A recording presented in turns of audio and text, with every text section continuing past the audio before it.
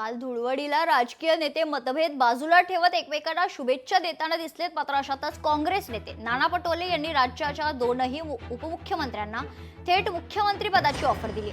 अजित पवार आणि एकनाथ शिंदेंनी आमच्या सोबत यावं, त्यांना मुख्यमंत्री करू असं नाना पटोले म्हणालेत। काही दिवस शिंदेंना तर काही दिवस दादांना मुख्यमंत्री करू असं देखील नाना पटोले म्हणालेत। यावर आता वडेट्टीवारांनी कोणी कायमचा शत्रू किंवा मित्र नसल्याचं सांगत एक प्रकारे दुजोरा दिलाय, तर दुसरीकडे ही ऑफर ऐकून वाचाच गेल्याचं संजय राऊतांनी सांगितलं। तर राजकारणात सर्व शक्य असतं। या ऑफर बाबत नाना पटोलेंसोबत चर्चा करणार असल्याचं देखील संजय राऊतांनी सांगितलंय।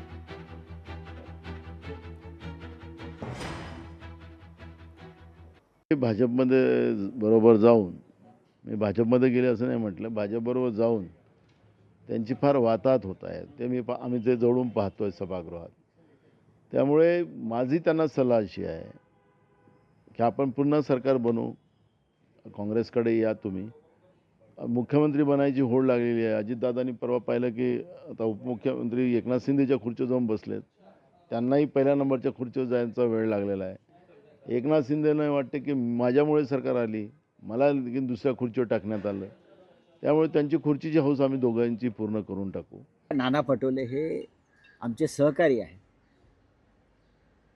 नाना पटोले आमचे सहकारी आहेत, काँग्रेस पक्षाचे ज्येष्ठ नेते आहेत।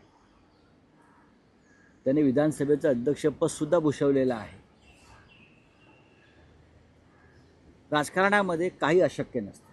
आता आमच्या नानासाहेब पटोलेंनी जर कोणाला ऑफर दिली असेल आणि ती ऑफर जर स्वीकारली असेल तर आम्ही नक्की नाना पटोलेंशी चर्चा करू। ज्या प्रकारचं राजकारण या महाराष्ट्रात सुरू आहे सध्या,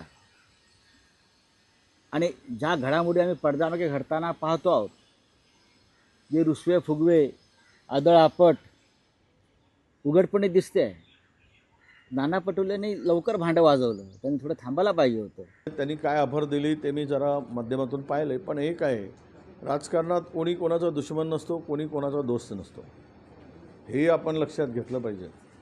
दोस्त भी नहीं होता और दुश्मन भी नहीं होता है, समय के साथ सब राजनीति चलती है। त्यामुळे उद्याचं काय वाढून ठेवलेलं आहे हे आत्ताची धुसफूस पाहता हे काय होईल हे आत्ता काही सांगणं कठीण आहे। पण नाना पटोलेजींनी घाई केली एवढंच माझं मत आहे।